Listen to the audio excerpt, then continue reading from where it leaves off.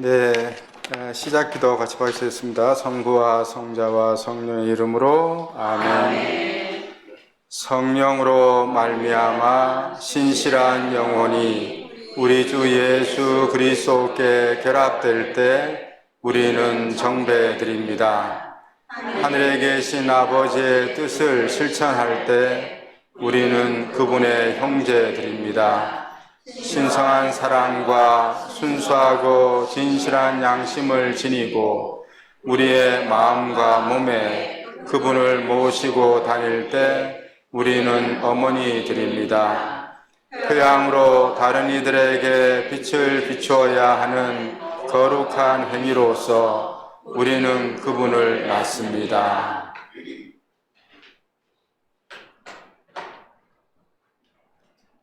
우리 사부 성 프란치스코 성부와 성자와 성령의 이름으로 아멘. 예, 지난달에는 우리 성지순례 한다고 이제 수업이 없었습니다, 그죠? 그래서 저 지난달 지난달에 이제 성 프란치스코 생애 일부를 공부했죠. 탄생서부터 회개까지 어떻게 회개를 하게 된 이 여정, 특히 이제 아버지와의 결별까지, 아버지와 결별하면서 주교님께서 이제 프란치스코를 이제 받아주시는 여정, 그까지 이제 봤습니다. 오늘은 남은 생애를 이제 다 한꺼번에 보려고 합니다. 그래서 아시시 제4가 5가를 통틀어서 한꺼번에 오늘 좀 정리를 하려고 합니다.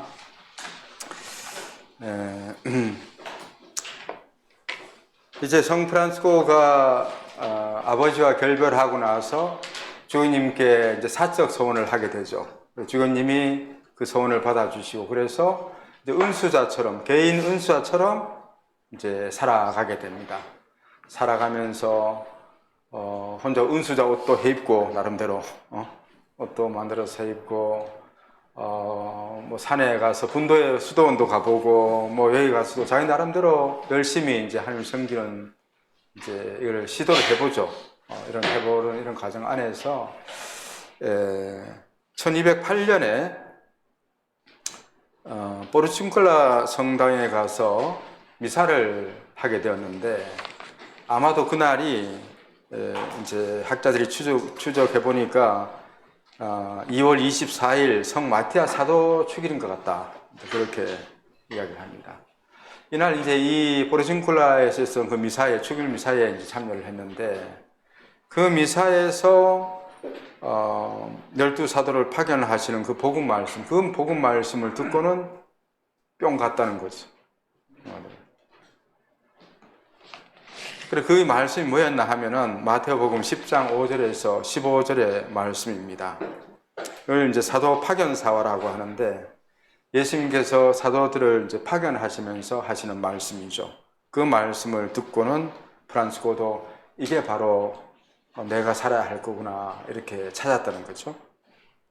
그 내용을 우리 같이 한 번 더, 프란치스코가 그때 들었던 그 복음이라 생각하고 오늘 주님께서 우리에게도 이 말씀을 들려주신다 생각하면서 같이 복음을 같이 한번 읽어보겠습니다. 예수님께서 이 12사람을 보내시며 이렇게 분부하셨다. 다른 민족들에게 가는 길로 가지 말고 사마리아인들의 고을에도 들어가지 마라. 이스라엘 집안의 길 잃은 양들에게 가라. 가서 하늘나라가 가까이 왔다 하고 선포하여라. 앓는 이들을 고쳐주고 죽은 이들을 일으켜 주어라. 나병 환자들을 깨끗하게 해주고 마귀들을 쫓아내어라. 너희가 거저 받았으니 거저 주어라. 전대 금도 은도 구리 금돈도 지니지 마라. 여행 보따리도 여벌 옷도 신발도 지팡이도 지니지 마라. 일꾼이 자기 먹을 것을 받는 것은 당연하다. 어떤 고을이나 마을에 들어가거든 그곳에서 마땅한 사람을 찾아내어 떠날 때까지 거기에 머물러라. 집에 들어가면 그 집에 평화를 빈다고 인사하여라. 그 집이 평화를 누리기에 마땅하면 너희의 평화가 그 집에 내리고 마땅하지 않으면 그 평화가 너희에게 돌아올 것이다. 누구든지 너희를 받아들이지 않고 너희 말도 듣지 않거든 그 집이나 그 고을을 떠날 때 너희 발에 먼지를 털어버려라. 내가 진실로 너희에게 말한다. 심판 날에는 소돔과 고모라 땅이 그 고을보다 견디기 쉬울 것이다. 네, 이 복음 말씀입니다. 프란치스코는 이 복음 말씀을 알고 있었겠죠, 그죠? 모르진 않았을 겁니다. 알고 있었지만 자기가 이제 자기 성소를 찾고 있었죠. 내가 어떻게 살아야 되나 그런 걸 찾고 있는 와중에 이 마티아 사도 주일날 보르주준굴라에서 미사하면서 들었던 이 사도 파견 사화가 그날만큼은 더 새롭게 이제 들렸던 거죠. 그래서 프란치스코의 마음에 확 들어오면서 그래, 내가 살고자 하는 게 바로 그거였구나. 그렇게 이제 깨닫게 됩니다. 그 내용이 다른 것이 아니라 주님께서는 사도들을 파견하시면서 두 가지를 이제 명을 하시죠. 하나는 하늘나라가 가까이 왔다고 선포하라. 하늘나라를 선포하는 이야기하고 또 하나는 평화를 빈다고 인사해라. 이 두 가지를 이제 이야기하죠. 그래, 나도 그렇게 살면 되겠네. 이렇게 이제 생각을 하는 겁니다. 그래서 첼라노 전기 1첼라노 22번에서는 이렇게 이야기를 합니다. 이것이 바로 내가 찾던 것이다. 이것이 바로 내가 원하던 것이다. 이것이 바로 내 온 정성을 기울여 하고 싶어 하던 바다. 자기도 자기가 원하는지 뭔지 몰라서 사실은. 몰랐는데 이 말씀을 들으면서 그래, 바로 그거였어. 내가 하고 살고 산 게 바로 그거였어. 이렇게 깨닫게 됩니다. 그때부터 이제 프란치스코는 하느님 나라를 선포하는 거와 평화를 전하는, 평화 인사를 전하는 것, 이 두 가지를 열심히 하려고 이제 그때부터 시작한 것입니다. 그렇게 혼자 아마 그래, 이거야, 나 이렇게 살면 돼 하고 이제 자기도 예수님께서 사도들을 파견하시는 나도 그 사도야. 그러면서 나도 하느님 나라를 다른 사람이 하느님 나라 이야기하고 평화를 전한다고 이야기 이거 해줘야지. 그래서 돌아다니면서 만나는 사람마다 이제 그 이야기를 하기 시작하는 거죠. 그렇게 내 성소가 이거라고 이제 생각하면서 시작을 합니다. 이것은 프란치스코의 개인 성소죠. 개인 성소지만 이 시작 자기가 처음 하나님께로부터 받았던 소명이라고 생각하고 이 소명을 세상 끝날까지 계속 지켜나왔습니다. 그래서 유언에서는 그렇게 얘기하죠. 주님께서 나에게 평화를 빕니다 하고 인사하라고 계시하셨습니다. 그렇게 그 계시가 바로 이 계시였던 거예요. 시작 때 이 계시. 이 계시 그래서 내가 지금까지 그 계시를 살아왔습니다. 그런 이야기를 하거든요. 그래서 하나님 나라와 평화를 전하는 일, 그것이 프란치스코 자신의 성소로 받아들이게 되었다는 이제 계기죠. 그렇게 이제 지내다 보니까 뭐 아시지 동네가 빤하잖아요. 그죠? 빤하다 보니까 젊은이들 중에서 이제 관심 있는 사람들이 생기게 됩니다. 그래서 낀타발레 베르나르도라는 형제가 이제 찾아옵니다. 그리고 그 다음에는 가타니 베드로라는 형제 찾아오는데 특히 낀타발레 베르나르도 형제가 찾아왔을 때 이 양반이 프란치스코가 진짜인가 아닌가 이제 좀 시험해보고 싶었어요. 그래서 프란치스코를 집에 초대해가지고는 진짜인가 아닌가 이제 시험을 하는데 일부러 이제 자는 척하고 그죠? 자는 척하고 프란치스코 뭐 하나 지켜봤는데 밤새도록 기도하고 들어가요. 기도하면서 나의 하느님, 나의 전부시오, 나의 하느님, 나의 전부시오 하면서 하나님 당신은 누구시고 이 못난 저는 누굽니까? 이 벌레만도 못한 저는 누굽니까 도대체? 하면서 밤새도록 그 기도를 이렇게 바치고 들어간 거죠. 그래서 그렇게 밤새 기도하는 모습을 보고는 이제 베르나르도가 이 사람 맞다, 이 사람 진짜 하나님께서 뽑은 사람이다 이렇게 생각하고는 나도 프란치스코에게 이제 이야기를 합니다. 나도 프란치스코 너하고 같이 살고 싶다 이렇게 그렇게 이야기를 합니다. 그러니까 이제 프란치스코는 자기는 한 번도 생각해 본 적이 없죠. 혼자 자기는 그냥 신나서 이렇게 그냥 살고 있을 뿐이었는데 젊은이 찾아오니까 그래? 그럼 우리 어떻게 살아보지? 그러면 우리 같이 기도하고 복음서를 3번 펼쳐주는 그 당시 대중신심이었어요. 미신 같은 좀 하나님의 뜻을 알기 위해서는 기도하고 나서 복음서를 3번 펼쳐보고 나오는 그 말씀대로 하면 된다. 그게 하나님의 뜻이다. 이런 대중신심이 있었어요. 그래서 프란치스코도 뭐 별로 아는 게 있나 보죠. 그러니 하나님의 뜻을 찾기 위해서 우리도 그렇게 해보자. 그렇게 해서 아시 시내 가운데 있는 작은 성당인 산 니콜라 성당, 그 성당에 가서 같이 기도하고 복음서를 3번 펼쳐봅니다.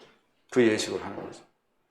그 3번 펼쳐보는 그 예식을 이제 소르테스 아포스톨로룸이라 해요. 그 당시에 대중신심 중에 하나로 사도들의 제비뽑기라는 이런 이름이 붙어 있는데, 그래서 이제 마테아 사도를 새로 뽑을 때 제비뽑기 했다듯이 제비뽑기 하듯이 말씀 뽑기 좀 하라는 거죠.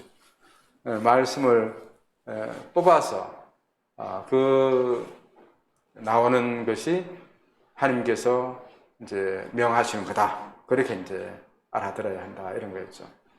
그 당시에 이 신심이 너무 좀 대중화되는가 봐요. 너무 막 되니까 교황청에서 함부로 하지 말라고 그렇게 금하는 이야기도 있었다고 해요. 뭐 어디까지 하시는지 모르겠지만 그 정도로 이제 대중신심으로 일반 사람들 같으면은 하나님 뜻을 알아보기 위해서는 이렇게 하는 것이 아무렇지도 않은 그런 거 있다는 거죠. 프란치스코는 일개 평신도로서 사실은 뭐 신학을 알아, 뭘 알아, 그죠? 모르니까 하나님 뜻을 어떻게 알지? 우리가 어떻게 살아라 하지? 그래, 그러면 우리 대중신심에서 이야기했듯이 그렇게 우리도 복음서 3번 펼쳐보자. 그런 이제 예식을 하게 되는 거죠. 거기 가서 이제 복음서를 3번 펼쳐보게 되는데 3번 다 묘하게도 그리스도를 따르기 위해서 어떻게 해야 된다 하는 그 이야기가 나오는 거예요. 그 이야기가 이겁니다. 첫 번째로 펼치니까 마태오복음. 뭐 이쪽으로 펼쳤나? 이쪽으로 펼치니까 처음에 마태오복음 나왔겠죠, 그죠? 마태오복음 그 당시는 이제 복음서가 다 이제 이런 필사를 했잖아요, 그죠? 필사를 하게 된 인쇄본이 아니기 때문에 글자도 크고 사실은 한 페이지에 몇 절 없습니다. 없을 정도로 그렇게 되어 있었거든요. 그러다 보니까 뭐 찝기도 쉬웠을 겁니다. 딱 찝으면은 그 뭐 몇 절 안 되는 거 안에 하나가 찝히니까. 근데 처음에 찝었던 것이 마태복음 19장 21절이라 해요. 내가 완전한 사람이 되려거든 가서 너의 재산을 팔아 가난한 이들에게 주어라. 그리고 나서 나를 따르라 하는 거죠. 그죠? 그 구절이 나오고, 두 번째로 이제 이쪽으로 데끼는 그 다음 루카가 나왔어요. 루카복음이 나왔어요. 길을 떠날 때 아무것도 가져가지 마라 하는 이야기가 나온 거죠. 세 번째 다시 이쪽으로 옮기니까 다시 마태복음이야. 다시 마태복음이야. 그 16장 24절인데 누구든지 내 뒤를 따라오려면 자신을 버리고 제 십자가를 지고 나를 따라야 한다. 이 세 구절이 나왔다는 거예요. 그래서 프란치스코가 우리 이렇게 삽시다. 주님께서 이렇게 살아라 하네요. 이렇게 삽시다. 그래서 당장 베르나르도 보고 재산 이제 베르나르도 꽤 부자였다고요, 아시시에서. 재산 다 처분하게 하고 이런 절차를 밟아서 첫 형제가 된 사람이 이제 베르나르도 형제죠. 그래서 하여튼 이렇게 해서 공동 생활이 시작됩니다. 그래서 이것에 대해서는 첼라노에서는 이야기를 안 해요. 이분 이야기 안 하는데 대전기로 넘어가서 이제 이 이야기가 나오는데 이것이 바로 우리의 회칙이요 생활 양식이 될 것입니다. 그리고 우리 이렇게 삽시다 하는 거죠. 이걸 우리 회칙으로 삼아서 삽시다. 주님께서 이렇게 가르쳐 주시네요. 그래서 실제로 나중에 처음에 아까 사도들의 파견 그 복음사 거기서 나오는 두 가지 한인 나라를 선포하는가 하고 평화를 전하는 거 이 두 가지 하고 그리고 여기서 나오는 이 세 가지 이 다섯 가지가 초기 형제들이 중심으로 살았던 그 생활 양식이었어요. 요 다섯 가지 요거대로 살자. 요거 중심이었고 그리고 추가로 이제 몇 가지 덧붙여서 우리 뭐 기도는 어떻게 하고 뭐 어떻게 하고 이런 걸 갖다가 그냥 했을 뿐이지 실제로는 큰 게 없었습니다. 하여튼 이런 걸 가지고 이제 리버 또르토라는 곳에서 살게 되는데 거기는 이제 지금도 가보면 이제 아시시 교회입니다. 교회에 이제 그냥 논밭이 있는 곳이죠. 밭이 있는 데서 거기에 있는 아마 농사용 움막이 있었는가 봐요. 움막이 있어가지고 그 움막에서 이제 공동생활을 시작합니다.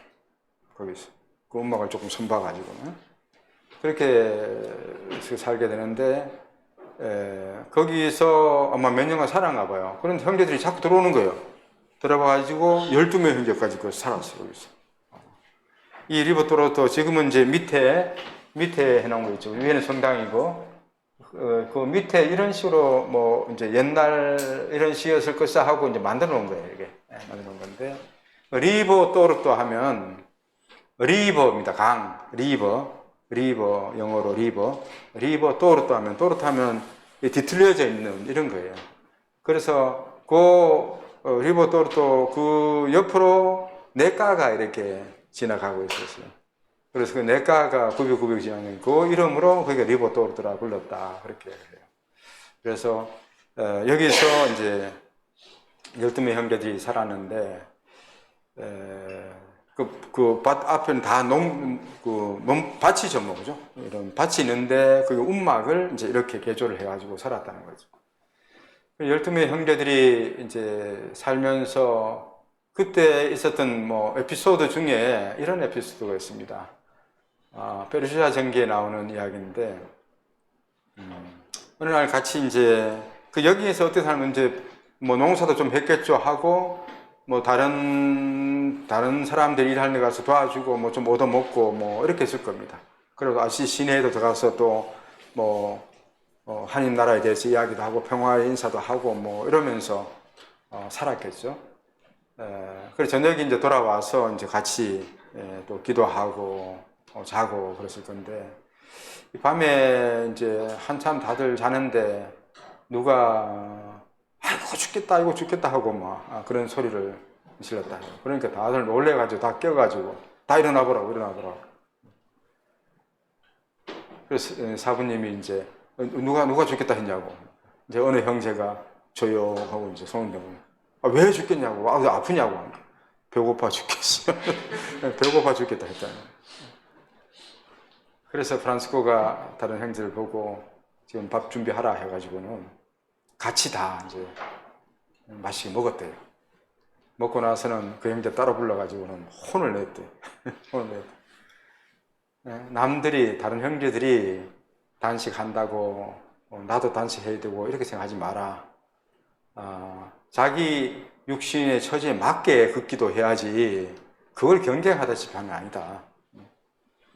그래서 그 때문에 오히려 다른 형들보다 더 내가 열심히 해야지 하도 지 체력도 안 된다가 계속 단식하고 하다가 이제 그렇게 이제 죽을 지경으로 그때까지 가는 것은 이렇게 해서 모든 형제들에게 오히려 이렇게 부담을 주게 하는 거 아니냐 이러면서 자기 체력에 맞게 극기 생활을 하라고 이렇게 보냈다고 해요. 어쨌든 그런 일화가 좀 있습니다.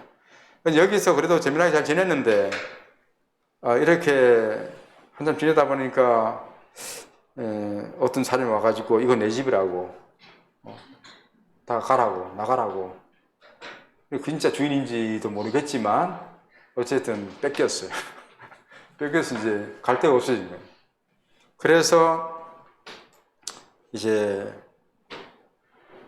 그 형제들은 이 리버 또르토를 떠나가지고 어디서 갈 거냐 찾다가 이제 프란스코가 그 첫 소명을 받았던 이 포르중굴라로 가죠. 근데 그 포르중굴라는 그 당시 분도의 소유였다고 해요. 분도의 소유의 이제 성당이었다고 하는데, 분도에서도 뭐 제대로 쓰지도 않는 약간 버려진 듯한 뭐 이런 정도였는데, 그래서 프란치스코가 분도의 그 아파트를 찾아가 가지고 이거 좀 우리 좀 주면 안 되겠냐, 그것도 달라 안 하고 빌려 달라고 좀 빌려 달라고, 아우 그거 쓰라고 좀. 그렇게 해서 이제 리보토르에서 포르투갈로 이사를 하게 되는데, 이 포르투갈라가 이제 요람이 된 거죠. 그때 이제 세를 얻어서 한 거죠, 말하자면. 그죠? 임대를 소유권이 없고 임대를 한 건데, 그래서 형제들이 세를 낼 게 없어 가지고 물고기를 잡아 가지고 물고기를 한 바구니씩 이제 분도에 이제 새로 갖다 줬다고 해요. 지금도 전통처럼 이제 그런 예식을 합니다. 1년에 한 번씩 새를 내듯이. 그러면서 프란치스코는 죽을 때는 이 포르투갈라는 누가 달라 해도 주면 안 된다. 세상 끝날까지 지켜라. 우리 것도 아니면서. 하여튼 그렇게 고집해서 우리께 되어버렸습니다. 분도회가 이제 우리에게 뺏긴 거죠, 어떻게 보면은. 그런 어떤 역사를 통해서 리보토르도에서 쫓겨나서 오히려 포르투갈라가 우리 형제 요람이 되는 이런 과정을 거칩니다. 그래서 거기서 이제 같이 지내다가 이제 뭐 신나게 둘씩 나가서 아시시 시내도 가고 다른 좀 지방 좀 가고 뭐 이랬겠죠. 이렇게 하다가 어느 날 갑자기 프란치스코가 우리 로마로 가자 그럽니다. 그래서 12명의 형제들이 프란치스코가 줄줄 따라서 로마까지 가게 돼요. 이거 아시시 주님도 몰랐어. 아시시 주님 몰래 갔어. 근데 나중에 아시시 주님이 로마 왔다가 프란치스코가 이 사람들을 만나게 됩니다. 너 여기 웬일이야? 이렇게 만나게 돼요. 근데 어쨌든 그런 과정에서 로마를 가는데, 로마 간 이유가 프란치스코가 아시시 안에서만 이렇게 살다 보니까 욕심이 생긴 거죠, 뭐 말하자면. 거죠. 하나님 나라와 평화를 전하는 걸 하나님께서 나에게 하라고 했는데 아시시가 너무 작잖아요. 그래서 아시시를 벗어나서 다른 데서도 이 삶을 살려면은, 이 소명을 살려면은 교황님의 허락이 필요한 거예요. 오늘날 이제 수도회들을 보면 그죠. 수도회들이 서면 교구 설립 수도회가 됩니다. 그죠? 교구 안에서. 교구 설립 수도회가 되는데, 그럼 그 교구 내에서밖에 활동 못 해요. 나중에 이제 커지면은 이제 다른 교구도 이제 가고 이렇게 하는데, 이렇게 해서 다른 나라까지 가게 되고 뭐 이렇게 하면은 이제 그때서야 이제 교황 창립 신청을 합니다. 교황 창립 수도회, 교황청이 인정해주는 수도회가 되죠. 그래 그걸 이제 허락을 받아내야 전 세계 어디 가서도 이제 일을 할 수 있게 돼 있어요. 뭐 그런 과정 마찬가지로 프란치스코도 교황님을 찾아간 이유가, 비록 보잘것없는 12명이지만 교황님을 찾아간 이유가, 우리는 이 하나님께서 주신 이 계시, 하나님 나라를, 예수님처럼 하나님 나라와 이 평화를 전하는 이 소명을 다하기 위해서 교황님의 어떤 그런 면속권이 필요합니다 하는 거죠. 왜냐하면 그래서 어디 가서 막 이렇게 하다 보면은 다른 사람들이 야 너희들 뭔데 무슨 설교를 하고 있어 이럴 거 아니에요, 그죠? 또 그 당시에 이상한 사람도 많았대, 이단들도 많고. 그런 상황이니까 그 교황님으로부터 그걸 인정을 받아야만이 이제 제대로 할 수 있는 거예요. 그래 주교님들은 다른 교구에 가서 주교님들이나 신부님들이 야 너 어디서 온 애들이야 뭐 이렇게 할 거 아니에요, 그죠? 교황님께서 이렇게 허락해 주셨습니다 하고 해야만이 인정이 되니까 이제. 그래서 로마로 가서 이제 교황님으로부터 생활연수를 구두 인증 받게 되는데, 실제로 이제 뭐 여기에 대한 에피소드들이 많이 있는데, 사실 우리가 생각해도 그렇지 않겠어요? 아시시에서 온 촌놈들이, 그죠? 12명의 촌놈들이 와가지고는 교황이 만나겠다고 들이대니 아마 처음부터 아마 들어가지도 못했을 겁니다. 그래서 로마에 꽤 많이 머물러요. 생각보다 꽤 오래 머뭅니다. 머무는데 머무르다 보니까 라테란 앞에서 계속 죽치고 있으면 하다 보니까 거기에 주교님들이나 주교님을 만나게 되고 자꾸 이렇게 되는 거 아니야. 그런 사람들이 다 신기한 게, 야, 너희들 뭐야? 물어볼 거 아니야. 그죠? 그리고 어떤 관심 있는 주교님이나 주교님 같은 경우는 더 이제 보고, 더 물어보고, 또 애들 보니까 열심히 사는 것 같으면 불쌍하니까 데려가서, 자기들 그 집에 데려가서 먹여도 주고 좀 이야기 들어보고 했겠죠. 그렇게 하면서 이야기 들어보면 다, 그래, 열심히 사는 좋은데, 그러니까 뭐 되겠냐? 다른 수도는 들어가, 그냥. 들어가서 열심히 살아. 이렇게 주문들을 많이 합니다. 근데 프란치스코는 축구도 아니라고 하는 거죠. 아닙니다, 아닙니다. 하나님께서 나에게 이렇게 살아라고 계시하셨기 때문에 저는 이걸 살아야 됩니다. 그게 아니면 나 이렇게 살 생각도 안 합니다. 뭐 이렇게 이제 고집 부리면서 계속 하니까, 이제 뭐 주교님들이 교황님에게도 이야기했죠. 이런 아시시 온 이런 애들이 있는데 교황님 만나고 보고 싶다 한다고 하니까 교황님은 에이 그랬겠지. 그런데 교황님이 꿈을 꿨다고 해서 다 이거 믿거나 말거나 다 전기에 나온 이야기니까 꿈자리가 뒤숭숭했대요. 그래서 갑자기 라테라는 대성당이 이게 라테라는 교황청이 이제 무너지는 거예요. 무너지는 꿈을 꾸는데 어떤 이 젊은이가 이걸 떠받치고 있더라는 거예요. 그런 꿈을 꿨다는 거예요. 그 꿈을 꾸고는 깨어나가지고는 어떤 주교님 와서 아시시에 그런 애들 왔다는데 혹시 그런 애들 아닐까 싶어가지고 한번 불러봐라 이렇게 됐겠죠. 어쨌든 우여곡절 끝에 어쨌든 교황님을 아련하게 돼요. 교황님도 이런 꿈을 꿨는지 어땠든지 아니면 진짜 어떤 전기에서 전하듯이 프란치스코가 교황님 앞에서 한 어떤 비유나 뭐 이런 것들이 굉장히 설득력이 있었는지 교황님에서 뿅 갔어. 교황님께서 이 프란치스코 이야기 들으면서 그러면서 프란치스코가 그 형제들에게 그래 살아봐라 이렇게 이제 허락을 했어요. 구두로. 왜냐하면 뭐 법적인 문서도 많이는 하지 않았겠지 애들 뭐 그죠? 아까 애들이 그 다섯 구절, 프란치스코가 생각했던 그 두 구절하고, 함께 살면서 했던 세 구절하고, 다섯 구절하고, 그러고 몇 가지 자기 정해놓은 거 있었겠지, 뭐. 이래가지고는 우리 이렇게 살고자 합니다. 그러니까, 그래, 살아봐. 나중에, 잘 하나님께서 여러분들에게 축복해 주시고, 이렇게 좀 잘 되면은, 그때 내가 더 많은 선물 해줄 테니까, 살아봐. 그렇게 이제 해줍니다. 그러면서 그 회칙을 인준해 주는 건데 사실은 이건 이제 구두로 인준을 했기 때문에 공식 인준이라고 보기는 어렵습니다. 그래서 법적으로는 우리 작은 형제의 창설이 1209년이 아니고 1223년이라고 합니다. 우리 교회 안에서의 법적으로 수도의 창설, 작은 형제 하면은 창설 연도가 1223년으로 가요. 그것이 정식 회칙이 이제 인준된 날이거든요. 그렇기 때문에 그걸로 하고 있는데 그래도 법적으로는 이때도 통했어요. 이게 구두로 인준하면서 통했고 통한 또 이유가 뭐였나 하면은 이야기했네 그죠?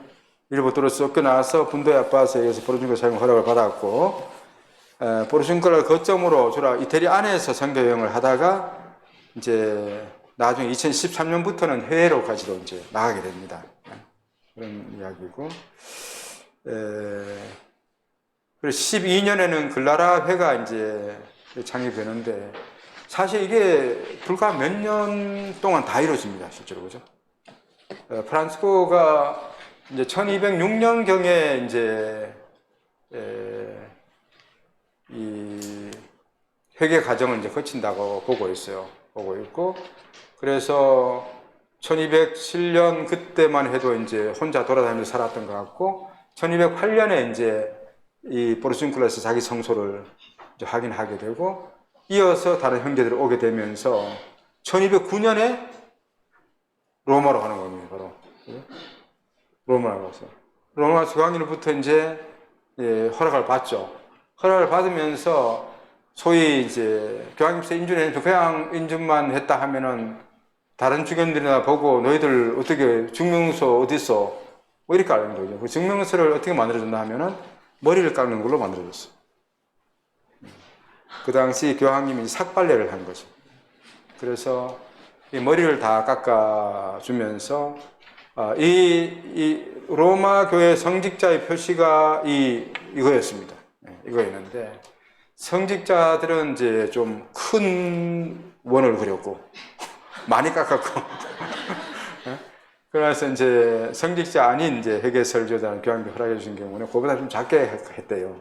좀 작게 했다는데, 그래서 머리 깎다 보면 조금 더 크게 깎으려고 서로 했다, 뭐 그런 썰도 있습니다. 있는데 이쪽이죠. 프란치스코도보다 머리가 대머리가 아니고 이제 이렇게 깎은 거죠. 이게 이제 일반 사람들은 그게 안 깎지만 자연 대머리는 어떤지 모르겠어요, 그죠? 자연 대머리는 어떤지 모르는데 어쨌든 이렇게 이제 깎음으로 해서 이제는 교회가 인정한 이제 설교권이 있는 사람이다. 이렇게 이제 인정해 준 거죠. 그래서 이제 모든 프란치스코 그 형제들에게 머리를 깎이면서 가서 언제든지 가서 설교해도 좋다. 이렇게 허락을 줍니다. 그리고 그게 1209년이잖아요. 그때부터 이제 프란치스코와 형제들은 아시시만이 아니라 아시시 일대는 물론이고 뭐 이태리 전역을 이제 돌아다니기 시작하죠. 그러면서 13년경부터는 해외로까지 벌써 나가기 시작합니다. 그리고 불과 몇 년 만에, 몇 년 만에 이제 그런 일이 되고, 또 12년에 글라라와 이제 몇몇 자매들이 이제 또 오게 되면서 글라라회가 이제 창립됐죠. 글라라회는 뭐 나중에 아시겠지만 글라라와 글라라 동생 아니에스의 또 막내 동생 베아트리체도 있었고, 또 엄마도 오르달라나 엄마도 수돈 들어옵니다. 그래서 온 식구가 다 글라라의 수녀가 돼요. 그렇게 됐는데 어쨌든 뭐 글라라의 역사에 대해서 나중에 보게 될 거죠. 12년에 글라라회가 이제 창립되고 이 12년에 첫 총회를 했다고 해요. 벌써 이제 형제들이 꽤 많았다는 거잖아요. 뭐 하여튼 엄청나게 바로바로 성장했는가 봐요. 아시시에서도 바로 12명이 돼서 12명이 시작한 것이 뭐 이태리 전역으로 퍼져서 하다 보니까 여기저기서 사람들이 막 몰려왔는가 봐요. 몰려오고 1212년에 첫 총회를 보르주임굴라에서 했고, 이 이제 그림을 보면 이제 재밌는데 이게 위에 이제 그 수바시오 산입니다, 그죠? 저 위에 저 끝에 아시시 시내가 보이죠? 조그맣게 있고 그 위에 수바시오 산이 있습니다. 있는데 이 들판에 아무것도 없죠. 있고 이게 보르주임굴라 성당입니다. 저런 작은 조그만 성당이죠. 지금도 있는 작은 성당. 그죠? 그 성당 위에 이제 순례자들을 위해서 큰 성당을 좀 만들어 놓은 거잖아요. 이 작은 성당인데. 그리고 그 작은 성당에 오만 있었고, 그 뒤에 이제 보면 음악이 보이죠? 또로록 돌아오면서 음악들이 보이잖아요. 그죠? 그 옛날에 이렇게 됐어요. 형제들 각자 음악이 이제 이렇게 이 보르주임굴라를 중심으로 해가지고 이렇게 살았던 거죠. 그래서 이런 이제 그림이 이제 옛날 모습의 그림을 이제 상징하고 있습니다. 그런데 중요한 건 1215년에 이제 제4차 라테란 공의회가 열리게 되는데, 이제 프란치스코 시대에 이제 아주 중요한 공의회였죠. 마치 우리 시대의 제2차 바티칸 공의회 비슷한 그런 공의회였다고 볼 수 있습니다. 이 공의회 때 프란치스코도 이미 한 수도의 이제 장상으로 초대를 받게 돼요. 그리고 그 정도로 벌써 불과 몇 년 사이에 프란치스코는 교회에 알려진 사람이 되었고, 벌써 이 당시만 해도 벌써 몇천 명이 뭐 3천 명이 어떻고 그렇다고 이야기해요. 그런데 숫자가 되니까 이제 알려진 거죠, 그죠? 그래서 이 자리에서 성 도미니코도 왔고, 도미니코하고 같이 만났다고 하죠. 만났는데 도미니코가 이제 우리 뭐 함께 가는 길도 비슷하고 생각도 비슷하니까 함께 합치십시다 그렇게 이야기했다고 해요. 프란치스코가 NO 했다고. 싫습니다. 그보다는 따로 하는 게 낫겠다고 프란치스코는. 왜냐하면 거의 같은 어떤 개념으로 탁발수도로서 가난하게 살려고 하고 또 복음을 전하고 이에서 같이 거의 다 생활이 같았는데 가장 큰 차이점은 다른 것이 아니라 이 도미니칸들은 성직자들이 많았어요. 사제들이 많았고 사제들 중심으로 만들어졌죠. 만들어지면서 주로 이제 이단들을 교화시키기 위해서 거기에 이제 목표를 많이 뒀고, 그리고 그 당시에 지식인층들, 그런 층들을 대상으로 하나님 나라를 다시 전하려는 이런 어떤 노력들을 한 것이고, 이제 프란스코와 그 동료들은 뭐 배운 것도 없고 거의 다 이제 평신도들이었지 말하자면, 평신도들 하기 때문에 그런 사회 중상류층을 대상으로 하기보다는 오히려 중하류층, 일반 서민들을 대상으로 대중들과 함께 살아가면서 하나님 나라와 해결을 전하는, 여기 이제 대상층이 굉장히 구분되던 거죠. 이런 점에 있어서 우리는 이쪽으로 할 테니까 너희는 이쪽으로 가십시오, 뭐 이런 생각이었지 않았을까. 그러면서 어쨌든 이런 만나면서 그런 이야기까지 있을 정도로 두 분이 같이 만났다고 이야기합니다. 그럼 이 4차 라테란 공회에서 또 제5차 십자군 전쟁이 결정돼요. 사실 교회는 벌써 1190년대 이때부터 십자군을 시작해가지고 1차 십자군 전쟁만 사실 성공한, 예루살렘 수복을 위한 거였는데 그럼 성공한 어떤 거였고, 2차부터 해서는 계속해서 실패했어요. 성공하지 못하고. 그런 건데, 프란스코 시대에 또 이제 십자군 전쟁을, 큰 규모는 아니었는데, 십자군을 결정을 하게 되죠. 이 정치적인 이유가 있습니다. 이때도 정치적인 이유가 있고, 교황님께서 이제, 각 나라 이제 왕들을 이제 통치하기 위한 이제 방법이기도 하고 시험이기도 하고, 그래서 이런 이제 교황님이 군사 이렇게 하면 예 하고 따라야 이제 충성하는 거잖아요. 그 충성을 시험하기 위해서 하기도 하고, 이러면서 이번엔 여기를 우리가 치려고 하니까 어디 너희들이 와서 좀 해, 뭐 이런 식으로 이제 해서 5차 십자군 전쟁이 이제 결정이 됩니다.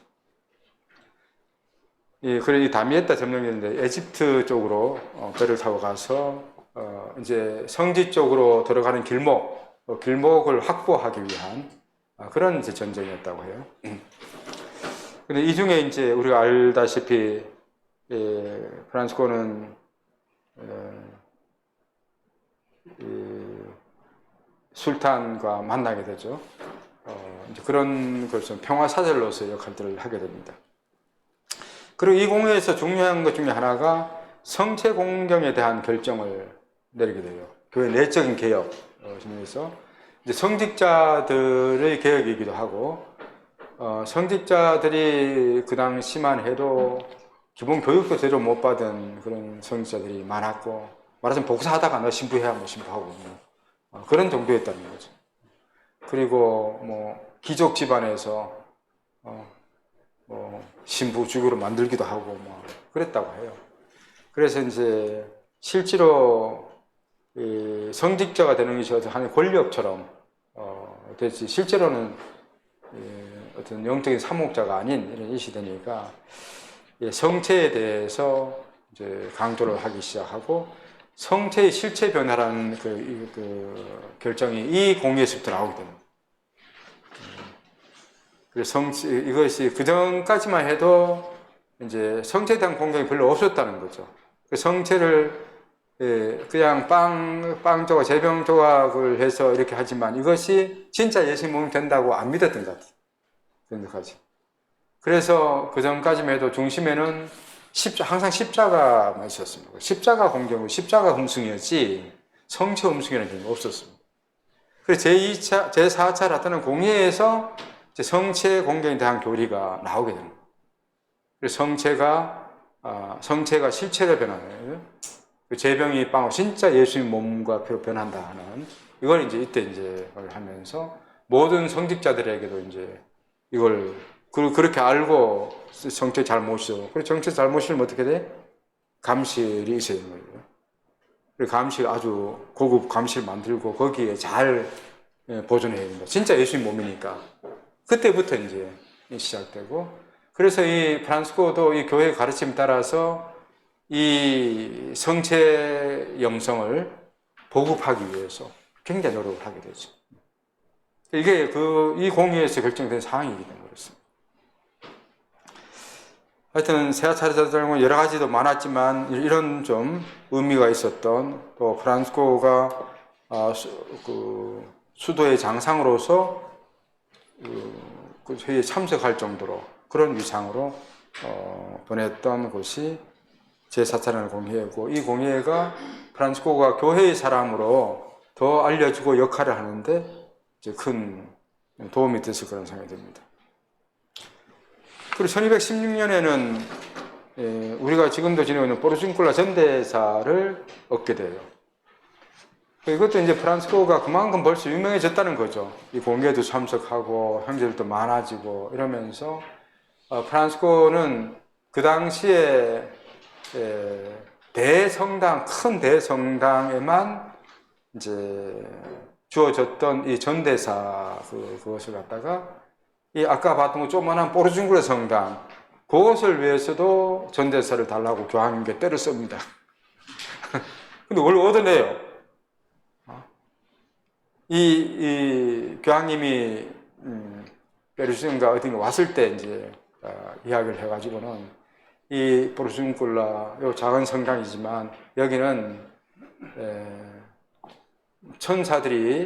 늘 천사들이 와서 성모님을 공경하는 이런 곳이라고 이야기하면서 여기를 방문하는 사람들에게 전대사를 좀 허락해달라고 청을 했고, 그래서 교황님께서는 매년 8월 2일에 여기 방문하는 사람들에게는 전대사를 주신다.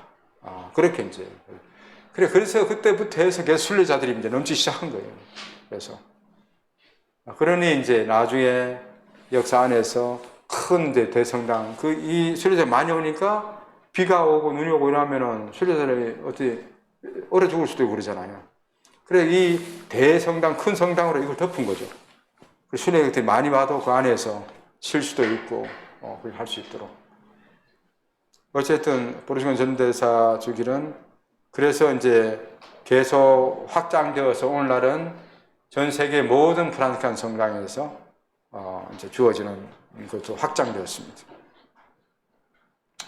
1217년에는 이제 성령 강림 총회를 개최하게 되는데, 여기서 제도적으로 좀 정비를 합니다. 그래서 광구 제도도 처음으로 만들기 시작하고, 해외 선교사도 이제 둘씩 띄어서 해외로까지도 파견하자. 이렇게 하는 결정이 나오게 되죠. 그리고 19년에는 소위 돗자리 총회라고 우리가 알고 있는 이 총회, 유명한 총회인데, 각지로 1617 총회 이후에 이제 각지로 이제 떠났던 형제들이 다 모입니다.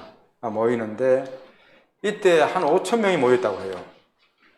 5,000명이 포르춘쿨라에서 모였는데 그 5,000명이 어떻게 모였나 모르겠어, 그지? 어제 허벌판이니까 모였겠죠? 먹는 건 어떻게 했지? 그래서 아시시 주민들이 많이 모이고 도와줬다, 빵하고 많이 도와줬다고 합니다. 어쨌든 거기서 이제 그래서 유명한 총회로 남아있죠. 돗자리 총회라 해가지고 그렇게 많은 사람들이 전 세계에 흩어졌던 사람들이 다 모여가지고 했던 총회로 남아있습니다. 이제 이 총회에서 각 지역에 나왔던 사람들의 보고도 받고 이렇게 하죠. 그 보고 중에 이런 보고도 했으나 하여튼 열정만 불타가지고 우리도 해외까지 가서 순교하자고 하면서 이렇게 갔거든요. 그래서 모로코에 가서 순교 했죠. 순교한 형제들도 있고 독일 같은데 이런 데도 파견되고 여러 나라 많이 가는데 특히 독일 같은 경우에 이제 에피소드들이 있는데 독일에 파견되었던 형제들이 죽도록 고생했대요. 그 보고를 이제 하는데 그 이유가 뭐냐면 독일말을 몰라가지고 그래서 그 사람들이 우리 이상한 사람들 오니까 너 이단자지 하면 그냥 얘만 했다는 거죠. 무조건 중투로 얻어 터지고 맨날 막. 하여튼 그런 식으로 이제 고생했던 그런 이제 보고까지도 이제 하게 됩니다. 하면서 하여튼 각 지역에 있었던 이에 대해서 이야기도 나누고 이렇게 하면서 새로운 결정이 내면서 이제 선교지 파견에 대해서도 무작정 그렇게 갈 게 아니구나. 가기 전에 뭘 준비해두나 이런 것도 좀 알게 되고 이렇게 하면서 다른 나라까지도 이제 파견됩니다. 이런 식으로 큰 어떤 총회를 하게 되죠. 그리고 이 총회 끝나자마자 프란치스코는 이제 에집트로 갑니다.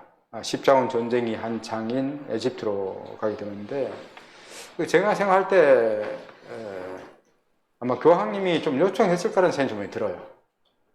교황님이 사실은 이제 우리 그리스도교 쪽이 이제 약했거든요. 약한 상태고 하여튼 서로 전쟁이 이제 지지부진하게 서로 되면서 서로 빨리 끝내고는 싶은데 끝낼 명분도 없고 뭐 이런 상태였나 봐요. 그래서 이제 교황님이 그 뭐 누굴 보낼 사람 없으니까 사절식으로 이제 프란치스코를 이제 보냈을 거다 그런 생각이 듭니다. 어쨌든 프란치스코가 맨몸으로 거기 가게 되었고 그래서 술탄을 만나가지고 어쨌든 그 이후로 이제 화해하게 이렇게 좀 만들었는데 그렇게 다 해놓고 돌아왔는데도 또 싸우는가 봐요. 싸우고 뭐 이러다가 이제 21년에 끝났다고 해요. 결국은 끝났고 결국은 패전했죠. 뭐 그리스도가 졌습니다. 지고 있는데 어쨌든 프란치스코는 이때 가서 이슬람을 경험하게 되었고 이슬람과의 경험은 프란치스코에게 더 큰 이제 시야를 열어준 계기가 됩니다. 이들도 우리 같은 하느님의 자녀들이구나 하는 것 갖다가 이제 알게 되고, 우리 그렇잖아요. 우리 옛날에 뭐 북한 괴뢰군 하면은 뭐 그냥 빼짝 말라 못 먹어가지고 빼짝 말라 있고 뭐 이상하게 생긴 막 이런 사람처럼 이렇게 얘기했잖아요. 그렇듯이 그리스도교에서도 이슬람 사람들을 바라보면서 괴물처럼 생각했던 겁니다. 그런 건데 실제로 가서 보니까 이들이 우리보다도 더 열심히 전능하신 하느님 알라를 섬기고 있더라. 그걸 실제로 이제 보게 되면서 프란치스코 충격을 받게 되죠. 그러면서 그들과 하나가 될 수 있는 길이 다른 것이 아니라 우리도 그들처럼 그들이 하루에 5번씩 메카를 향해서 5번 이제 알라에게 기도하는 걸 보면서 우리도 하루에 3번 정도라도 그리스도교 마을에서도 그렇게 하나님 찬미하는 시간을 갖자. 그리고 함께 하나님을 찬미하게 되면은 우리 한 형제가 되는 거 아니냐. 그래서 전쟁이 아니라 그런 식으로 한 형제가 되는 꿈을 이제 꾸게 되죠. 어쨌든 그런 어떤 과정을 거치고 사실은 더 거기서 마지막 마무리까지 하고 왔어야 되는데 마무리 못하고 돌아옵니다. 평화사절로서 일을 마무리 못하고 돌아오는데 그 이유가 어느 형제가 이제 쫓아와가지고는 사부님 큰일 났습니다. 지금 돌아가셔야 됩니다. 그 얘기를 합니다. 그게 뭐냐 하면은 사부님 떠나오면서 대리로 이제 2사람을 맡겨놨는데 2사람이 오만 짓을 다 합니다. 이 원장, 장상이 없을 때 대리가 나름대로 잘한다고 한 것이 프란치스코의 뜻과는 다른 거였죠. 우리 다른 수도회처럼 막 그렇게 만들려고 하고, 거기다가 어떤 형제는 또 나병 환자들을 위한 수도회도 만들고, 글라라회를 위해서 또 특전을 또 교황청에 요청하기도 하고, 별별 일이 다 있었어요. 그리고 또 형제들도 중간에 사부님 없어서 그런지 몰라도 좀 오합지졸이 됐는가 봐요. 그래서 문제도 많이 일으키고, 사부님 가셔야 되지. 지금 난리 났습니다. 이래 된 거죠. 그래서 사부님 쫓아왔어요. 쫓아와가지고는 여러 가지 문제를 이제 해결합니다. 그러면 그 당시 보호자 주의경으로 했던 우골룡 주의경하고 교황님도 만나고 하면서 우리 수도회가 이렇게 하면 안 된다 하는 것 때문에 이제 완전히 새로운 정비 작업을 하기 시작하죠. 그것이 그러면서 당신 스스로도 총장직을 사임해요. 총장직 사임하고 가타니 베드로를 이제 총장 대리로 자기 대신해서 이제 행정 대리로 맡기는데 이 양반도 몇 개월 못하고 돌아갔습니다. 죽어가지고 그 다음에 엘리야 형제가 맡아서 이제 걸어가는데 이러면서 보호자 추경 제도를 이제 정립을 합니다. 우리 이렇게 놔두니까 나중에 문제 생길 때 해결이 안 되더라. 그래서 교회의 중심이 되는 주임 중에 한 분을 갖다가 우리 보호자처럼 만들어가지고 우리 문제가 있을 때 해결을 다 할 수 있는 그런 체제를 이제 만들자 해서 보호자 추경 제도를 만들게 되고 그리고 우리 형제들도 뭐 이상한 사람이 자꾸 많이 들어오고 하니까 우리 재수 형제처럼 아무나 막 들어오고 막 이래 하니까 이제 수령기를 도입합니다. 그전에 수령기도 없었어요. 그냥 들어와서 오면 어디 펴가지고 그냥 뭐 같이 살았던 거죠. 그러니까 별별 사람이 다 있었던 거겠죠. 그래 문제도 많이 생기고 그래서 정식으로 수령기를 도입을 해가지고 양성을 시켜가지고 이제 우리 형제를 만들고 하는 이런 것이 1220년 총회에 이거 만들어집니다. 그리고 21년 이제 성령 강림 총회 이때 이제 형제들이 위에 앞에서 이제 이런 문제들을 이제 해결해 가면서 이제 우리도 이 정도 수도회가 커지고 하니까 이게 그냥 좋은 복음 몇 구절 가지고는 이제 해결 안 된다. 그렇잖아요. 우리 재수 형제도 지금 10,000명이 넘어가니까 이 통제가 안 되니까 자꾸 법을 만드는 거 아니에요, 그죠? 오만 규정이다가 지침이다가 이런 게 자꾸 나오는 이유가 숫자가 많아지면은 제도화 시킬 수밖에 없거든요. 틀을 만들 수밖에 없잖아요. 그 전에 이거 없어도 됐어. 그냥 복음 구절 5구절 가지고 살았다니까요. 아무 문제가 없었는데 숫자가 많아지니까 지금 개판이 되니까 틀을 만드는 거죠, 자꾸만. 그렇게 하면서 1221년 그리고 20년경에 이제 형제들이 이야기를 합니다. 참 우리도 이제 교황청으로부터 정식 이제 좀 회칙을 인준받을 필요가 있겠다. 그래서 좀 회칙을 좀 쓰십시오. 그렇게 해서 프란시스코가 그래 좀 쓸게 해가지고는 그 레오 형제하고 스피리아의 줄리아노 형제인가 어떤 형제 그 성서학자 형제를 하나 데려가서 회칙을 써요.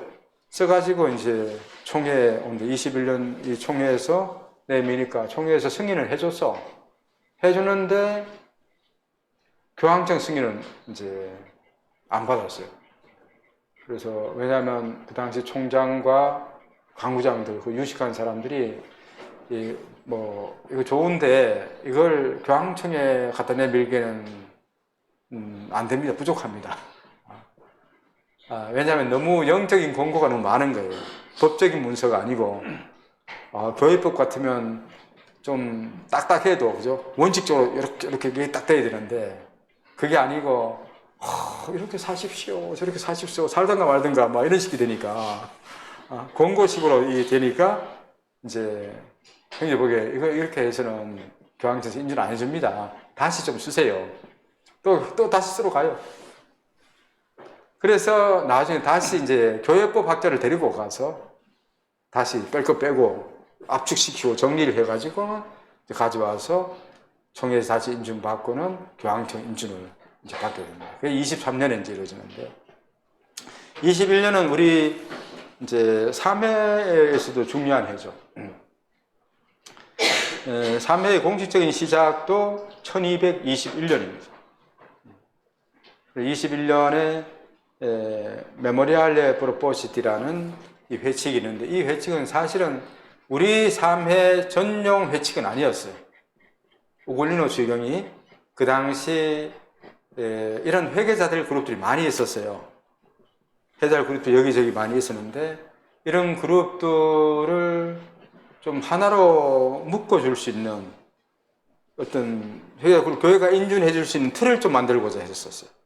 그래서 만든 것이 메모리알레 프로포시티인데 이것을 우리 그 사회원들도 받아들일 수밖에 없었던 거죠. 교회가 이걸 다 쓰라고 하니까 이 회칙을 가지고 쓰게 되거든요. 그래서 첫 회칙인데 이거는 프란시스코가 쓴 게 아니에요. 우골련 추경이 맞는 겁니다. 그래서 그렇지만 모든 회계자들의 규칙이었고 우리 제수 프란코에도 이걸 이제 공식적으로 받아들이게 된 거죠. 그래서 21년을 이 메모리알리 퍼포시티를 받아들임으로 해서 우리 창립해로 이제 이야기를 합니다. 첫 사명으로서 루게치오와 도나돈나 부 이야기를 많이 하는데 실제로는 21년에 이제 착복식을 했나 그건 아닌 것 같아요. 그 전부터 좀 더 이런 시기에 벌써 우리가 법적으로는 21년이라고 이제 제스퍼런스의 그 상립을 이야기하지만 그 전부터 이제 프란시스코는 사회 같은 걸 만들려고 이제 생각을 많이 했다고 해요. 그래서 평신도들이 자꾸만 가정 버리고까지 자기 따라오려고 하니까 여러분들 안 따라오도 내가 여러분들이 세속에 살면서도 복음을 살 수 있는 길을 만들어줄 테니까 기다려라. 그러면서도 이제 늘 가까이 하던 사람들이 있었죠.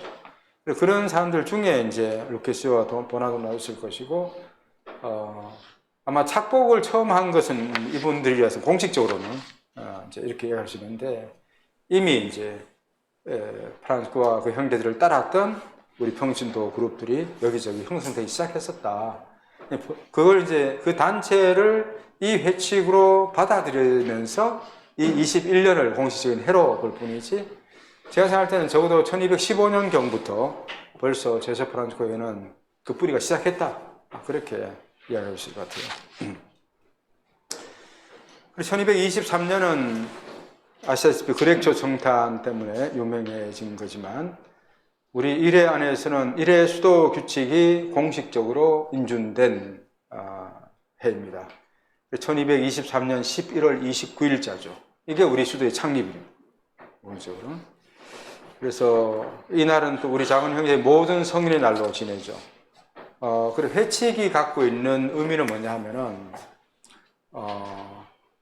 우리 수도자들이야 우리 제수 형제도 마찬가지인데 우리는 회칙에 따라서 서약을 하게 되어 있어요. 이 회칙을 살겠다고 서약을 하는 거예요. 이 회칙을. 그래서 이 회칙을 충실히 잘 산 사람이 성인이고 복자가 그렇소. 그런 개념이거든요. 그래서 작은 형제의 모든 성인의 날은 이 회칙 인준 날을 이야기하고 그리고 회칙을 충실히 산 사람들을 기리는 날 그렇게 되거든요. 그래서 여러분들의 회칙은 언제 인준됐나요? 78년 몇 월? 빨리 뒤져봐. 빨리 앞에 뒤져보 나와. 78년 6월 24일, 그죠? 6월 24일. 그래서 실제로는 지금 이제 우리 회칙은 옛날 회칙과 달리 이 아까 첫 회칙인 메모리알리에 프로포시티하고 이제 몇 차례 걸쳐서 네 번째 지금 회칙이 지금 회칙입니다. 현행 회칙이 여러분들. 이 회칙을 인준받은 6월 24일이 그래서 얼마 안 남았네. 24일이 우리 제수 프랑스 사람들에게는 모든 성인의 날처럼 지내야 되는 거예요. 그런 중요한 날이거든요.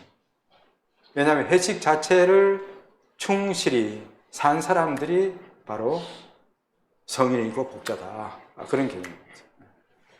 그래서 하여튼 23년은 이런 의미를 지닌 해라는 거고 이제 24년에 라베란에서 오상을 받게 되죠. 그래서 이 24년만 해도 사실 이미 프란시스코는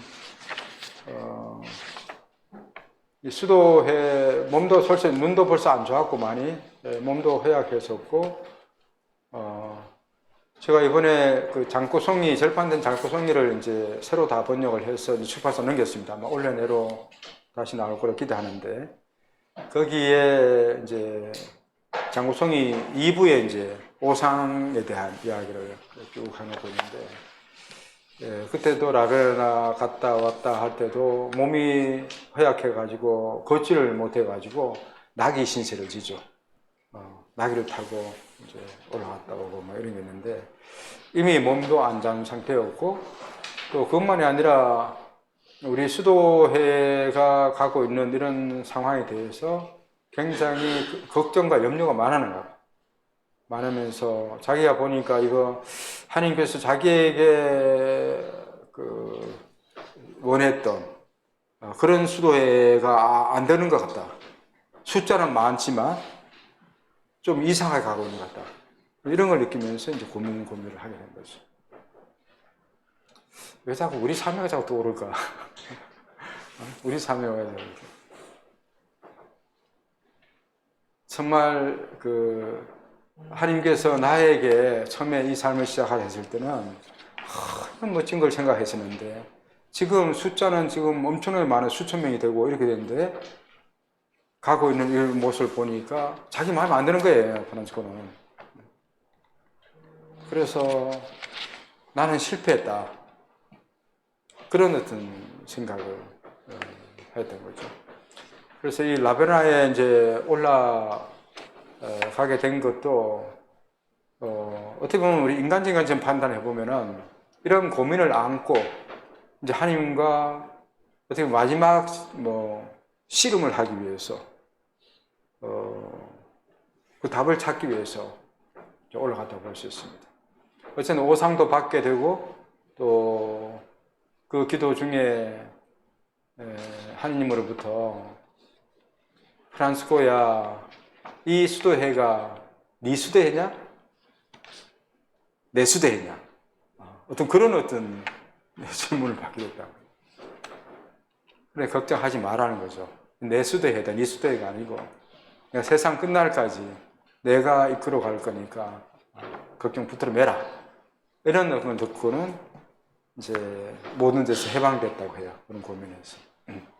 아마 오상을 받았으니까 그렇지 않았을까? 만약 오상을 못 받았으면은 그렇지 않았을 수 있겠다 생각하는데 누구나 그렇잖아요, 그죠? 누구나 옛날에 우리 그 회원들을 만나봐도 저도 옛날에 활동했던 회원들 만나보면 이제 항상 라떼 이야기를 해요. 그때가 좋았는데 그 이야기를 합니다. 그때 정말 우리 형제 생활이 너무 재밌었고 너무 좋았고 막 유리하는 사람이 그렇죠? 예? 왕언니 안 그래? 안 그래? 옛날 참 그렇게 재밌었고 막 근데 지금은 재미도 한 개도 없고 뭐 이게 맞나 싶고 뭐 그런 얘기 많이 해요. 하는데 이게 이제 숫자가 많아지면서 생기는 문제일 수도 있고 또 점점 우리 재수 형제도 노령화되어 가면서 사실 좀 젊을 때 함께 될 한창 옛날에 재밌을 때 제일 재밌을 때 사실 그렇잖아요. 우리 인생에 제일 재밌을 때가 한 40대 막 약간 뭔 모르고 하면서도 그냥 모든 거 다 할 수 있겠다 싶고 막 함께 뭐 하는 게 그렇게 재밌고 하던 이런 때 40대거든요. 사실은 50대만 넘어가도 벌써 조금씩은 멀어지지 하는데 이제 60대 70대 이렇게 돼버리니까 재미가 별로 없지 뭐. 마음은 꿀뚝 같은데 그런데 실제로는 할 수도 없고 이렇습니다. 그런 어떤 마음이 프란치스코에게도 있었던 건 아닐까 그런 생각이 드는데 어쨌든 하나님께서 걱정하지 말라고 내가 세상 끝날까지 이 수도를 이끌어 갈 거니까 네 수도 아니다 내 수도이다 알겠지? 뭐 이런 어떤 소리를 들으면서 이제 해방되었다고 이야기를 합니다. 어쨌든 그 이후로 몸도 안 좋은 데다가 이제 오상까지 받았으니 이제 몸은 점점 나빠졌겠죠, 그죠?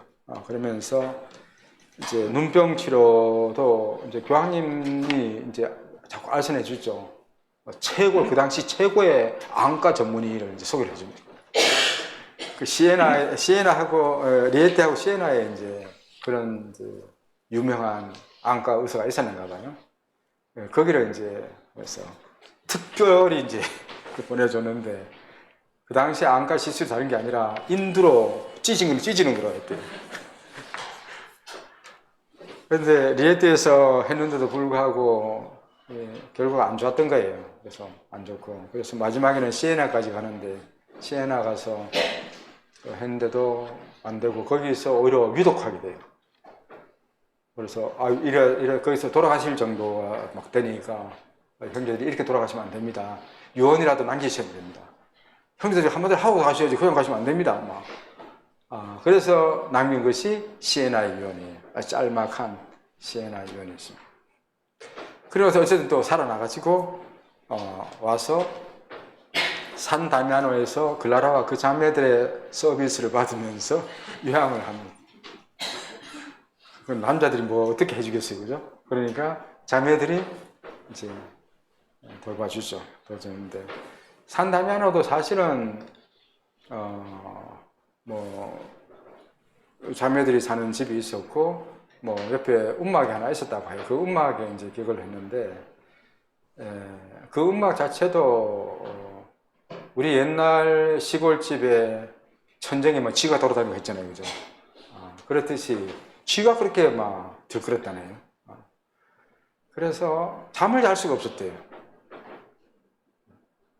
쥐 때문에도 그렇고, 막 몸도 그렇지, 눈도 아프지, 뭐 그런 가운데서도 어쨌든 산 다미아노 있으면서 거기서 태양의 창가를 작곡을 하게 되죠.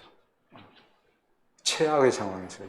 제일 안 좋은 이런 상황에서 산 다미아노에서 태양의 창을 작사하고 또 나중에 발견된 거지만 글라라와 그 자매들을 위해서도 또 위로하는 곡을 또 하나 써줘요. 그렇게 써주고 그러고 나서 이제 아주 이제 자매인 죽음이 가까워져 오면서 형제들 여기서 이렇게 죽을 수는 없으니까 보르중굴로 돌아가자. 이제 그렇게 이제 제안을 하고 그래 보르중굴로 가자. 그래서 보르중굴로 돌아옵니다. 돌아온 길에 아시시를 이제 마지막 축복을 하죠. 축복하고 아시시 돌아와서 10월 2일 날 최후 만찬을 재현하고 10월 3일 날 이제 돌아가십니다. 시편 141편 불러달라고 하면서 나를 땅바닥에 내려달라고 옷 다 벗기고 그런 가운데서 이제 자매인 죽음을 맞이합니다.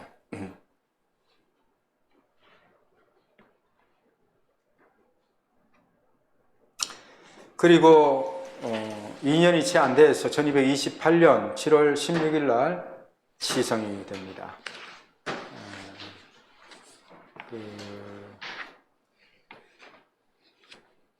뭐 교회 역사상 가장 빠른 시일 내에 성인이 된 케이스 중에 하나죠. 돌아가시고 나서 2년도 안 돼서 물론 성 안토니오, 파두아 성 안토니오 더 빨리 됩니다. 더 빨리 되는데 그건 정치적인 그런 문제도 하나 있었는데 어쨌든 이렇게 하면서 이제 아시시 성밖이죠. 사실은 성밖 거기가 이제 사형수들이 묻힌 묘지가 거기에 있었다고요. 그러시는데 그 묘지 자리에 이제 대성당을 건립하게 됩니다. 그런 과정을 거치죠. 처음에 28년 시성 돌아가시고 나서는 바로 자기 성 프란시스코의 자기 본당이죠. 본당인 산 조르조 성당에 안치됐다가 이게 여기 프란시스코의 무덤이 대성당 밑에 지하에 무덤이 30년에 완공이 돼요. 30년 5월 때 그때 완공돼가지고 그때 이제 30년 5월에 이제 저쪽 이장을 합니다. 이장을 해서 되고 그 전체 대성당이 만들어진 것은 그 후로부터 거의 한 200년 지나서 150년인가 지나서 완공이 됩니다. 지금 그 전에는 프란시스코 무덤만 됐다가 그리고는 이 무덤을 하고 나서는 누가 훔쳐갈까봐 완전히 폐쇄를 해버렸대요. 물 만들어놓고. 그래서 이 무덤이 재발견된 것이 한참 후에나 이 대성당 나중에 만들어 놨으니 무덤을 새로 찾기 시작했대요. 어디든지 몰라가지고. 세월도 150년이 지나버렸으니까, 그죠? 알고 있는 사람도 없고, 그럴 정도로. 왜냐면 그 당시만 해도 그날 성인이 나오면요, 그 성인은 진짜 뼈도 못 추렸어요. 다 가져가가지고, 다 훔쳐가고 해가지고. 그 성인에 대한 신심 때문에. 지금도 그렇잖아요. 우리 전 세계에 흩어진 그런 성물들 보면은 왜냐하면 성당 재단에도 항상 그 성인 유해가 들어가게 되어 있거든요. 재단에도 그 성인 머리카락이든지 뭐 이빨이든지 뭐라도 들어가야 되는 거예요. 전 세계에 그거 다 있어야 돼요. 모든 성당마다 뭐 그런 걸 해야 되고 뭐 이렇게 따지면요 가짜도 그냥 말것 같아요. 진짜 믿거나 말거나 많은데 어쨌든 그 정도로 이제 이 성인에 대한 신심들이 워낙 많다 보니까 프란치스코도 돌아가시면서 철통 보완을 한 거죠. 그리고 지금도 저기 쇠로 막 둘러놨잖아요, 그죠? 이 제대 뒤로 해서 쇠로 이렇게 둘렀는데 옛날 모형 일부 이렇게 돼 있었대요. 그래서 그 위에 이제 여기에 이제 묻은 이런 식인데 옛날에 이게 다 가려져 있고 아무것도 안 보였던 거죠. 완전히 다 막아가지고 그 철통 보안으로 뭐 훔쳐갈까봐 그죠. 지금은 이제 오픈해놨겠지. 이걸 오픈했고 아마 철망이 다 돼 있었을 겁니다. 온천에.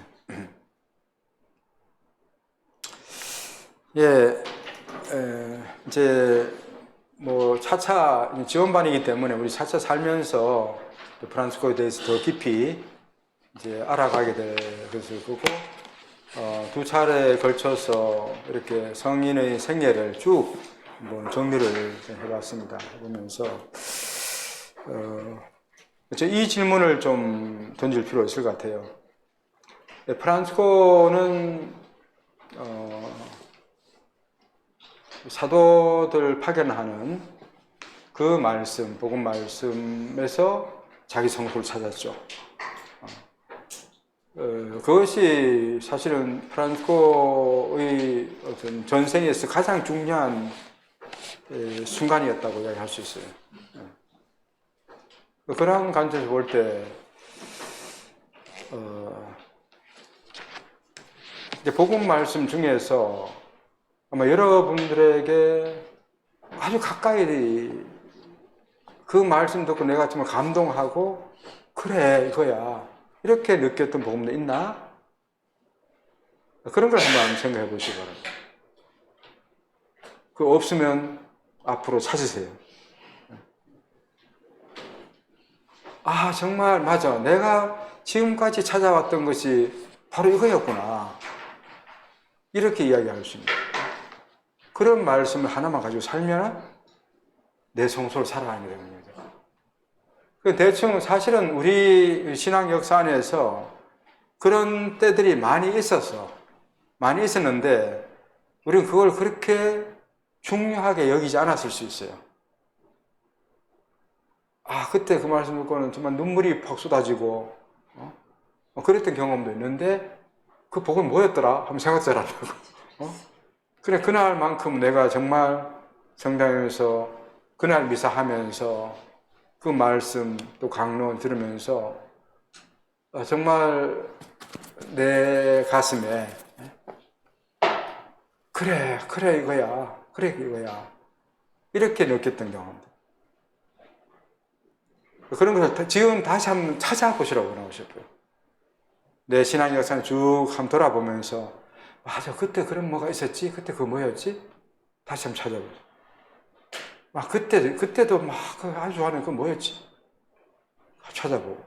그러면서 아, 맞아. 주님께서는 이미 그때 나에게 이 길을 가르쳐 주셨구나. 이렇게 살아라고 나에게 하셨던 거구나. 그걸 사실 계시로 해주셨던 건데 내가 잊어먹고 있었구나. 그냥 지나쳐 버렸구나. 그냥 좋은 말로만 생각하고 말았구나. 그렇게 생각하는 것일 수 있어요. 그게 사실 그렇잖아요. 프란치스코가 계시로 받았다 하지만도 평화 인사도 나도 다 알고 있는 건데 뭐, 그죠? 누구나 우리가 다 알고 있는 거. 예수님께서 그렇게 하라 했고 예수님께서 그렇게 하라 했잖아. 하라 했으니까 하면 되는 거잖아가 아니라 그걸 계시로 알아듣는 거하고 우리는 그냥 명으로 알아듣을 뿐이잖아요, 그죠? 명으로 알아듣고도 잘 안 하지. 명으로 잘 깊이 하는. 그럼 계시로 받았다는 이야기는 뭐냐 하면은 내가 안 하면 안 되는 걸로 이제 주신 거예요. 나의 소명을 주신 거죠. 우리 모두에게 주신 소명이지만 프란치스코에게만큼은 그건 진짜 소명이었던 거죠. 우리에게는 진짜 소명이 아니고 그냥 좋은 말씀이고 하면 좋고 안 하면 뭐 안 해도 뭐 어쩔 수 없고 뭐 이런 거, 이런 차이뿐이거든요. 그래서 성인의 생애를 쭉 들어보면서 제가 생각할 때는 제일 중요한 순간은 바로 그 복음 말씀을 듣고 바로 이것이다. 바로 이게 내가 찾던 거, 내가 원하던 게 이거였어. 이렇게 정말 대호각성한 때잖아요. 그죠? 불가에서 이야기할 때는 도통한 때가 그때입니다, 사실. 깨달음을 얻은 때이죠. 바로 그거였구나. 바로 그거야. 이렇게 하거든요. 근데 우리에게도 그게 다 있어요. 여기저기 있는데, 우리는 그걸 그냥 살짝 묻어놔버려서, 묻어놔가지고, 그게 그렇게 귀한 건지 까마득하게 잊고 있을 수가 있어요. 그걸 한번 찾아봐라. 이번 달 숙제 첫 번째, 제일 중요한 숙제를 이걸 줍니다. 그래서 그 구절을 다시 찾아내고 그 구절을 써서 내주십시오. 그 구절, 그 복음 구절을 갖다 한번.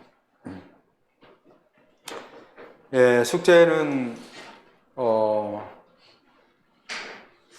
이 토마스 셀라노 지난번에 1생에 읽었죠, 그죠? 2생에 1부, 2부까지 4가 5가니까 2부까지 다 해야 되는데 너무 많네. 그렇죠? 읽고 싶으면 읽고 읽으면서 그냥 뭐 셀라노는 그 정해놓지 않고도 그냥 천천히 여기저기 작성 읽어보면서 자기에게 다가오는 것. 사실 오늘 이야기했던 것도 그 전기에 대부분 나오는 이야기들이죠, 사실은. 이게 나오는 건데 그 전기가 요약된 이야기죠. 내가 프란치스코의 생애를 요약해서 다른 사람에게 이야기해 줄 수 있을 정도로 그렇게 돼야만이 내가 공부를 좀 제대로 했다 할 수 있겠죠, 그죠? 이게 요약하라는 이유가 다른 것이 아니라 내가 다른 사람 앞에서 프란치스코의 생애를 적어도 연도순대로 이야기하면서 연도순대로 이야기하면서 다른 사람에게 프란치스코를 소개해 줄 수 있는 그런 정도의 지식은 좀 갖춰라. 이 기본이다. 남들이 프란치스코가 어떤 사람인데 하면은 적어도 프란치스코의 제자로 산다면 이야기를 할 수 있지 않겠어요, 그죠? 이상한 그 전기에 나오는 이상한 막 그런 이야기, 오상 받았고 뭐 이런 이야기만 하지 말고 그거 아니고 어떤 가정에서 어떻게 태어났고 어떤 식으로 성소를 받게 되었고 또 어떤 과정을 통해서 이렇게 수도생활을 하게 되었고 그래서 어떤 어려움도 있었고 이런 과정들을 우리와 똑같은 그죠? 한 사람 인간으로서 한 사람 신앙인으로서 거쳐온 여정들이 있는 거잖아요, 그죠? 그 여정들 관점에서 성인 프란치스코가 아니라 한 영혼, 한 인간으로서 우리가 똑같은 인간으로서 프란치스코가 어떤 여정을 겪고 왔는지 그것을 다른 사람에게 이야기해 주실 정도로 만들어라. 그렇게 좀 말씀드리고 싶습니다. 그래서 다음 시간에는 제가 아무에게나 제비뽑기를 해가지고 그 발표를 한번 시켜보도록 하겠습니다. 프란치스코의 생애에 대해서 5분간 이야기해 주십시오 하고 되겠죠? 숙제입니다. 예, 마침 기도 같이 마치겠습니다. 주님께서 나 프란치스코 형제에게 이렇게 회개 생활을 시작하도록 해주셨습니다.